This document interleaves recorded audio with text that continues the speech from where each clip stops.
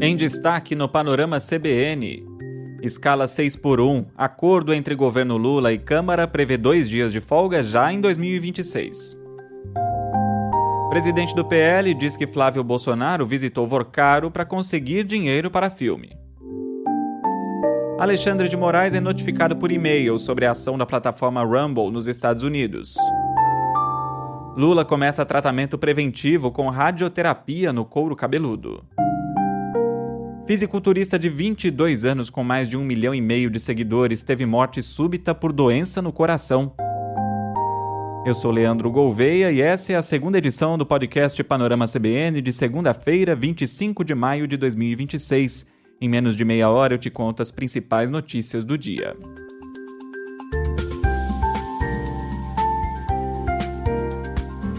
Trago detalhes da proposta que prevê o fim da escala de trabalho 6x1, que vai avançar no Congresso Nacional ao longo dessa semana. O presidente da Câmara, Hugo Motta, anunciou nesta segunda-feira que fechou um acordo com o presidente Lula. O modelo define que a transição da jornada semanal de 44 para 40 horas vai acontecer em até um ano depois da promulgação da proposta de emenda à Constituição.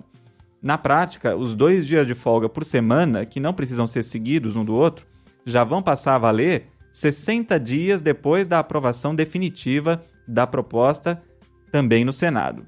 Vamos ouvir o que disse o presidente da Câmara, Hugo Motta.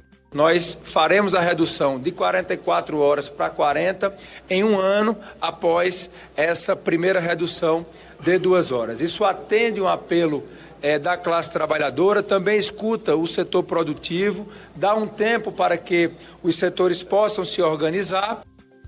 Hugo Motta garantiu que a redução da escala e da jornada de trabalho sem o corte de salários é um ponto inegociável para a Câmara e para o governo. Para detalhar as regras de cada setor da economia, aí o governo vai enviar um projeto de lei complementar posterior, como você que ouve o Panorama todos os dias já sabia. A proposta também traz um forte impacto para os microempreendedores individuais, MEIs. O relator da matéria, o deputado Léo Prates, do Republicanos da Bahia, incluiu uma medida no texto para ampliar o limite de faturamento anual do MEI, que hoje é de R$ 81 mil por ano. O objetivo é permitir que o microempreendedor contrate mais pessoas para compensar a redução da jornada e diminuir a informalidade no mercado de trabalho. A previsão é que a votação no plenário da Câmara ocorra até quinta-feira. No Senado, o governo tenta acelerar a votação antes das eleições, mas se os senadores alterarem o texto, aí o projeto vai precisar voltar para a análise dos deputados. A apresentadora e comentarista de política da CBN, Vera Magalhães, chama a atenção para o raro momento de acerto entre governo e Câmara nesse assunto.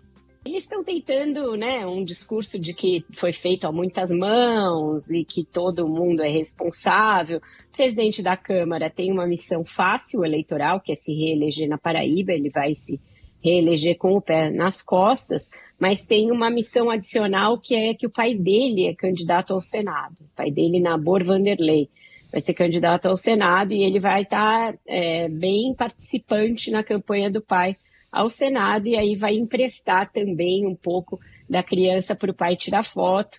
Essa coisa da redução da jornada também serve para alavancar a candidatura do pai. E para o Lula, nesse momento em que ele passou as últimas semanas tirando ali do bolso, da gaveta, tudo quanto era medida de caráter popular para aumentar suas chances eleitorais, esse projeto cai bem, porque é um projeto que tem a cara ali da história de vida do Lula, a questão da luta por mais direitos pelos trabalhadores, e reconecta o Lula com essa classe trabalhadora que vinha muito afastada do PT, afastada das centrais sindicais, por uma nova configuração do trabalho em que o sindicalismo tem um peso menor. Então, uma tentativa do Lula e do PT de fazerem um movimento de reconexão com essa nova classe trabalhadora, defendendo que tenha mais tempo para a família, mais tempo para consumir, mais tempo para lazer, etc. Por falar em popularidade do governo, no sábado, o Datafolha divulgou os índices de aprovação levantados na mesma pesquisa que indicou a melhora das intenções de voto para o presidente Lula e a piora para o senador Flávio Bolsonaro depois do caso do filme Dark Horse. A avaliação negativa do governo ainda supera a positiva, mas a diferença vem diminuindo. O índice de ruim e péssimo passou de 40% em abril para 39% na pesquisa anterior e 38% agora. Ótimo e bom subiu de 29% em abril para 30% na última pesquisa e agora 32%. Os que avaliam o governo como regular praticamente são os mesmos. 29% em abril, 29% depois e 28% agora. O colunista Lauro Jardim, do Globo e da CBN, apurou que no governo há um misto de alerta e preocupação. Alerta porque os exemplos históricos mostram que todos os presidentes que foram reeleitos no Brasil tinham saldo positivo de avaliação, tinham aprovação superior à desaprovação. O único que não tinha era o Bolsonaro, em 2022, e ele não se reelegeu. A preocupação na alta direção do PT é que o governo ainda não teria conseguido mostrar as realizações do governo. Essa, aliás, é sempre a avaliação que o próprio Lula faz, dizendo que, por isso, a aprovação do governo não supera a desaprovação, porque o governo, segundo o Lula, ele acha que o governo se comunica mal, que a comunicação é mal feita. Enfim, não é bem assim, a gente sabe, mas esse é o discurso oficial e é isso que o Lula repete com frequência aos interlocutores dele. Então, por isso tudo, o PT avalia que para vencer a eleição de outubro ainda é preciso mostrar o que o governo fez e o que o governo está fazendo. Um dirigente do PT me disse nesse fim de semana o seguinte: Lauro, para a gente ganhar essa eleição, a aprovação do Lula tem que subir. O nosso grande desafio é esse. Bom, já do lado da pré-campanha do senador Flávio Bolsonaro, o PL fechou com 2 nomes de peso. O publicitário Eduardo Fischer vai ser o consultor estratégico de comunicação e vai definir as diretrizes do posicionamento político. Já o sócio dele, Alexandre Outramari, assume como marqueteiro oficial. Outramari já fez campanhas de Marta Suplicy, de Simone Tebet ao Senado e de Wilson Lima ao governo do Amazonas. A mudança na equipe acontece logo depois do desgaste de Marcelo Lopes, conhecido como Marcelão. Ele é amigo pessoal de Flávio Bolsonaro e perdeu espaço depois do caso Dark Horse e do pedido de dinheiro feito pelo senador ao banqueiro Daniel Vorcaro. Além disso, Flávio Bolsonaro já desembarcou em Washington para tentar uma audiência na Casa Branca com o presidente Donald Trump e uma foto para melhorar a imagem dele. O presidente do PL, Valdemar Costa Neto, deu uma entrevista à Globo News na tarde dessa segunda e disse que Flávio Bolsonaro visitou Daniel Vorcaro na casa dele para saber se o banqueiro terminaria de ajudar a financiar o filme. Foi visitar depois para ver se conseguia o restante do dinheiro, para ver se conseguia... Mas já sabendo que ele era um criminoso investigado, né? Que era investigado, mas não foi... Calma, estava sendo investigado, não tinha nada, não foi condenado a nada, está sendo investigado. Nós não temos dúvida que ele passou dos limites e foi uma barbaridade o que o Vorcaro fez no país, mas isso é normal, o que o Flávio fez é natural. Visitar o Vorcaro também, porque o Vorcaro tinha ajudado ele. E ele queria terminar a relação com o Vorcaro. Olha, vai me pagar? Você vai pagar o restante? Dá para pagar o restante? Bom, e por que eu destaquei essa fala? Primeiro, com a naturalidade que Valdemar trata deste encontro. E segundo, porque a declaração é um pouco diferente do que vinha dizendo Flávio Bolsonaro, que alegava que só tinha ido à casa de Daniel Vorcaro, quando ele já estava de tornozeleira eletrônica, para dar um ponto final na história, e não para saber se ele terminaria de ajudar a financiar o filme. Valdemar Costa Neto também disse que o caso Master não interfere na pré-candidatura, que Flávio é o candidato do Bolsonaro e que Michele Bolsonaro está fora de questão. E o presidente Lula começou nesta segunda-feira um tratamento preventivo de radioterapia no couro cabeludo. O procedimento serve para reduzir o risco de o câncer de pele voltar depois que o presidente retirou um tumor no dia 24 de abril. Segundo o boletim médico, a lesão retirada era do tipo basocelular, que é o tipo de câncer de pele mais comum e que tem baixa agressividade. Lula vai passar por 15 sessões de radioterapia superficial. Cada aplicação é rápida, dura cerca de 2 minutos. E o tratamento é ambulatorial, não vai mudar os compromissos do presidente. Ele vai continuar trabalhando normalmente no Palácio do Planalto. Logo depois da cirurgia em abril, o presidente passou a usar um chapéu em agendas públicas para proteger a cicatriz do sol. E o ministro do Supremo Tribunal Federal, Alexandre de Moraes, foi notificado por e-mail sobre um processo judicial contra ele nos Estados Unidos. A informação foi divulgada pelo advogado norte-americano Martin DeLuca, que representa a plataforma de vídeos Rumble e o grupo Trump Media, empresa ligada ao presidente dos Estados Unidos, Donald Trump. A decisão de autorizar o envio por e-mail é da Justiça Federal da Flórida, que aceitou o argumento das empresas de que os trâmites diplomáticos tradicionais estão paralisados no Brasil. A ação começou em fevereiro do ano passado, quando o Rumble saiu do ar no Brasil por descumprir ordens de bloqueio de contas de usuários de direita. As companhias alegam que o ministro brasileiro pratica censura e viola a Constituição americana. Moraes tem 21 dias para responder. Se ele ignorar o prazo, os autores podem pedir a decretação de revelia. No direito, a revelia acontece quando o réu é avisado de um processo, mas não apresenta defesa.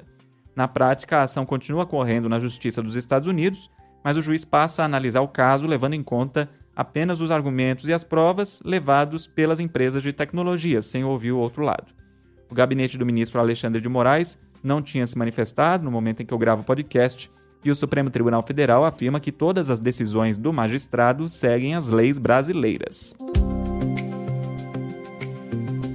No noticiário internacional, o porta-voz do Ministério das Relações Exteriores do Irã, Esmail Baghaei, afirmou nesta segunda-feira que Estados Unidos e Irã alcançaram um certo grau de entendimento em muitas questões. Apesar disso, ele deixou claro que um acordo não é iminente. Ele explicou que o texto atual é apenas uma estrutura preliminar que não entra em detalhes sobre os pontos mais difíceis, como o programa nuclear iraniano. Uma fonte ouvida pela agência Reuters confirmou que autoridades iranianas estão em Doha, no Catar, para discutir esse possível acordo. O foco principal das conversas é o controle do Estreito de Hormuz e o programa de urânio altamente enriquecido do Irã. O secretário de Estado americano, Marco Rubio, que está em visita à Índia, demonstrou mais otimismo e disse que um acordo poderia ser concluído logo. Ele ponderou que Israel tem o direito de se defender em referência ao Hezbollah no Líbano, e que os Estados Unidos vão dar todas as chances para a diplomacia antes de buscar alternativas. A Agência Nacional de Notícias do Líbano relatou um êxodo de pessoas dos subúrbios do sul de Beirute depois do primeiro-ministro de Israel, Benjamin Netanyahu, anunciar que os militares intensificariam os ataques contra o país. Só nas últimas 24 horas, Israel atingiu mais de 70 locais de infraestrutura do Hezbollah. Um casal foi morto no sul do Líbano. E toda essa tensão geopolítica respinga na Copa do Mundo de 2026. A presidente do México, Claudia Sheinbaum, disse que o país vai receber a seleção do Irã durante o torneio. Ela revelou que os Estados Unidos, que dividem a organização da Copa com o México e o Canadá, não queriam sediar a equipe iraniana em seu território. No último sábado, o presidente da Federação Iraniana de Futebol já tinha anunciado que a base da seleção vai ficar na cidade de Tijuana, bem na fronteira com os Estados Unidos, e não mais no estado do Arizona. E o sinal de que as conversas avançaram derrubou o preço do petróleo no mercado internacional. No momento em que eu gravo o podcast, o barril do tipo Brent, com contrato para agosto, cai 6,5%, cotado a $93. É o menor valor em mais de um mês. O principal índice da Bolsa de Valores de São Paulo subiu 0,91%, aos 177.815 pontos. O dólar comercial caiu 0,19%, cotado a R$ 5,01. O euro vale R$ 5,84, com alta de 0,11%. E a Caixa Econômica Federal antecipou já para essa segunda-feira o pagamento do FGTS para quem escolheu o saque aniversário e foi demitido sem justa causa entre 2020 e 2025. O banco vai liberar 8,5 bilhões de reais para 10,5 milhões de trabalhadores. Os valores caem direto na conta cadastrada no aplicativo do FGTS. Quem não tem conta tem até o dia 1º de junho para tirar o dinheiro em agências ou lotéricas.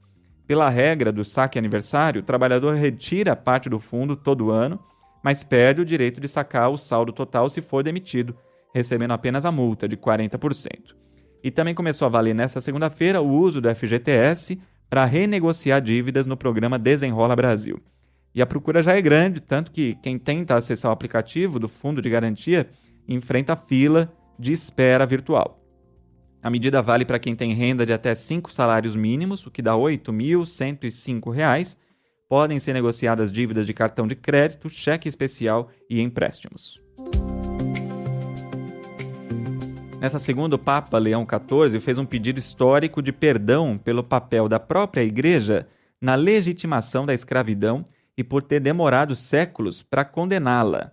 O pedido foi publicado na primeira encíclica dele, chamada Magnificat Humanitas. Uma encíclica é a carta mais importante que um papa escreve, dirigida a todos os bispos e fiéis, para definir a posição oficial da Igreja Católica sobre temas teológicos ou sociais. No documento, o Papa reconhece que bulas, que são decretos papais do século XV, autorizaram a coroa portuguesa a subjugar e escravizar povos na África e nas Américas, servindo de base para a doutrina da descoberta. Ele traça um paralelo com a atualidade e pede uma desaceleração no desenvolvimento da inteligência artificial. Ele argumenta que a tecnologia gera novas formas de escravidão, como o trabalho degradante na extração de minerais raros para chips. O pedido de desculpas responde a uma cobrança de décadas feita por ativistas e estudiosos católicos negros americanos. Leão XIV também condena de forma dura a lógica militar atual e defende a superação da teoria da guerra justa, afirmando que o uso de armas guiadas por algoritmos diminui o limite moral dos conflitos ao permitir ataques sem ver o rosto do outro. A Rússia mandou os estrangeiros saírem de Kiev, capital da Ucrânia, e vai começar a bombardear alvos militares na cidade. O governo russo diz que o ataque é uma resposta a drones ucranianos que atingiram um alojamento em Luhansk na semana passada. No último bombardeio russo, no fim de semana, 2 pessoas morreram e 91 ficaram feridas depois do uso de um míssil hipersônico. A diretora do Museu Nacional de Chernobyl disse à agência de notícias Reuters que o local foi destruído. Pelo menos 7 pessoas morreram em outros ataques na Rússia e na Ucrânia nesta segunda-feira. O surto de ebola na República Democrática do Congo já causou 220 mortes suspeitas, segundo a Organização Mundial da Saúde. O diretor-geral da OMS, Tedros Adhanom, disse que a epidemia avança rapidamente por causa da detecção tardia do surto. O avanço da doença esbarra na violência. 3 centros de saúde foram atacados por moradores em menos de uma semana. No mais recente, no domingo, jovens invadiram um hospital para retirar corpos de parentes. O governo do Congo proibiu velórios e aglomerações no nordeste do país porque o corpo de vítimas da doença continua altamente contagioso depois da morte. Em Uganda, país vizinho, o número de casos confirmados subiu para 7. Emergência climática. Vários países da Europa têm enfrentado um calor excepcional para o mês de maio. No Reino Unido, os termômetros perto de Londres marcaram 33,5 graus, quebrando um recorde histórico que durava desde 1922. A agência meteorológica britânica classificou a situação como uma onda de calor fora do comum para a época. Na França, é a primeira vez que a região de Paris entra em alerta em um mês de maio desde 2004. E o calor também atinge a Espanha, onde a agência estatal de meteorologia prevê máximas de até 38 graus até sexta-feira.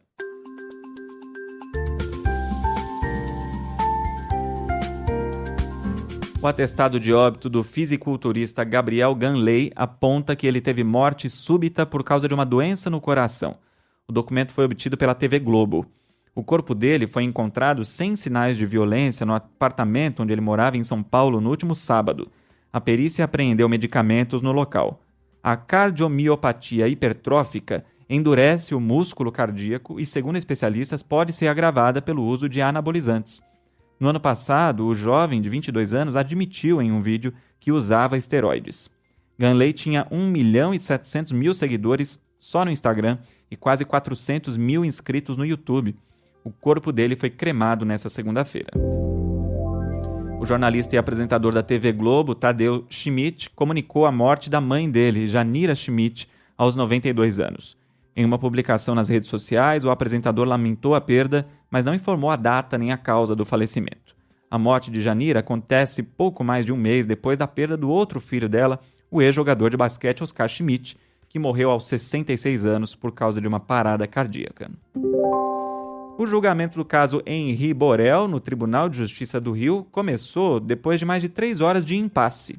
A sessão estava marcada para as 9 horas da manhã dessa segunda-feira, mas só andou no começo da tarde, quando a juíza Elizabeth Machado Louro sorteou 7 jurados, 5 homens e 2 mulheres. O início dos trabalhos ficou ameaçado porque o ex-vereador Jairo Souza Santos Júnior, o Dr. Jairinho, tentou adiar o júri ao dispensar quase toda a banca de defesa dele. O advogado Fabiano Lopes, que lidera a equipe, infartou no último sábado. Aí a juíza ameaçou transferir o acusado do presídio de Bangu 8 para o Bangu 1, de segurança máxima. Aí Jairinho recuou e designou o filho dele como advogado. O dia terminou sem nenhum depoimento. A defesa de Jairinho apresentou 22 pedidos de anulação do processo, que levaram 1h30 para serem lidos e acabaram negados pela juíza. O Ministério Público acusou os advogados de tentarem cansar o júri.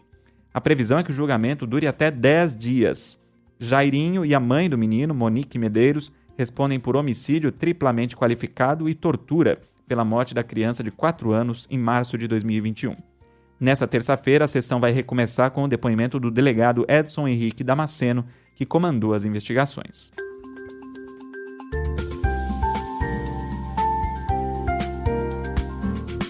E antes da última notícia, convido você a mandar mensagem para o Panorama. Meu e-mail é leandro.gouveia@cbn.com.br. No Instagram é só procurar por Lê Reis Gouveia. Não esquece de escrever o seu nome e de onde você está ouvindo. Gente, eu adoro a Rádio Sucupira. Não consegui ouvir ontem, mas estou aqui no sabadão, porque o final de semana ficaria incompleto. Para nosso deleite e desespero, toda semana tem novidades. Cada mergulho é um flash. Fiquemos de ouvidos ligados, hein? Tem muita coisa para rolar. Copa, CPIs, eleição, sou panolover de plantão. É a Sabirina. É assim que está no perfil dela. Não disse de onde ouve o Panorama, mas agradeço muito a sua participação. E se você quer começar todos os seus dias bem informado, bem informada, não esquece de seguir o Panorama aí no seu aplicativo favorito. Assim o episódio novo já aparece para você assim que for publicado. E domingão teve o sorteio especial de 30 anos da Mega Sena, né? E vai pagar 168 milhões de reais para uma aposta simples feita no Rio de Janeiro e mais 168 milhões para um bolão de Fortaleza. E sabe quem é um dos vencedores no Ceará? O dono da lotérica. O Alessandro Montenegro já é conhecido popularmente como Rei do Bolão. E ele participou de cotas, levou o prêmio principal em outros 10 sorteios de loterias da Caixa. Dessa vez ele participou com outros 99 apostadores, gente de fora do Ceará e até do país. As pessoas de outros estados aí, até clientes que estão morando fora, tem um cliente que é brasileiro que está em Dubai, um em Nova York, em Portugal, vem agora pegar o avião, vim pegar o bolão oficial Caixa e procurar a agência da Caixa Econômica mais próxima para receber esse prêmio. Então a gente está muito feliz aqui, estamos em festa por distribuir 169 milhões e eu peguei uma fatiazinha, está aqui na minha mão aqui, muito orgulhoso, lotérico milionário. Um sorriso de orelha a orelha, o Alessandro, não sei porquê. Agora ele vai ter que viver ouvindo isso aí, ó. Ei, dá um dinheiro aí.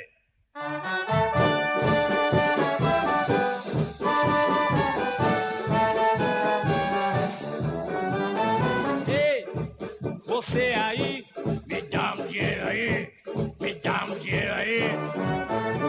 Aí no Rio de Janeiro, o novo milionário jogou 6 números presencialmente na loteria Patrícios, que fica na Lapa, no centro da cidade. A reportagem da CBN foi até lá. A lotérica estava cheia de gente querendo aproveitar a maré de sorte. E a atendente, Fernanda Fonseca, contou como ficou sabendo que o bilhete ganhador saiu de lá. Os clientes começaram a mandar mensagem perguntando se tinha sido eles. Aí até então eu não sabia. Aí a minha gerente pegou e me mandou mensagem falando que tinha saído o prêmio daqui. Né? A gente não acreditou. Até porque mês passado a gente fez aqui na da Mega Sena aqui, no nosso bolão. Aí dessa vez veio a cena. Ó, acho que eu vou viajar até o Rio de Janeiro para fazer uma fezinha lá na Lapa. Lembrando que o próximo concurso da Mega Sena já acontece nessa terça-feira, às 9 da noite. Não é um prêmio tão gordo, né? Mas quem sabe. Essa edição do Panorama vai ficando por aqui. A produção e o roteiro foram feitos por mim, Leandro Gouveia, e a edição e a sonorização por Anderson Wendel, o Tico. A próxima edição do Panorama chega às plataformas por volta das 7 da manhã com Bianca Santos e eu volto na sequência. Até lá.